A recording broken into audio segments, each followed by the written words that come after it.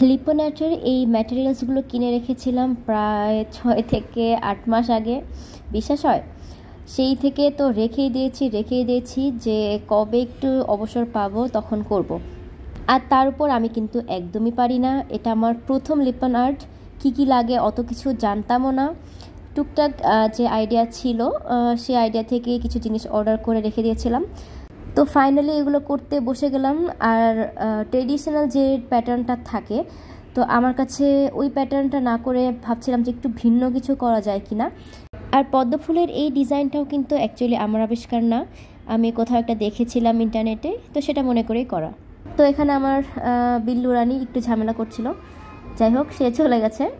তো এটাকে কালার করার পালা। তো আমি সবসময়তেই কালারের প্রতি ভীষণ কঞ্জুস, মানে কালার এক্সট্রা গুলিয়ে ফেলে দেব এই চিন্তাটা করতে আমার ভীষণই খারাপ লাগে। তো আমি একদম এত অল্প পরিমাণে কালার গোলাই যে পরে দেখা যাচ্ছে যে হলো না, আবার করতে হয়। তো পরবর্তীতে করতে গেলে আবার শেড চেঞ্জ হয়ে যায়।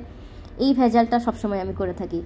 যাই হোক, কালার করে ফেলার পরে মিরর অ্যাড করলাম। এইদিকে বাসা শিফটিংয়ের ধকল গেল, খুব ঠান্ডা লেগে জ্বর এসে একাকার অবস্থা, যার জন্য ভয়েসটা একটু অন্যরকম শোনাচ্ছে।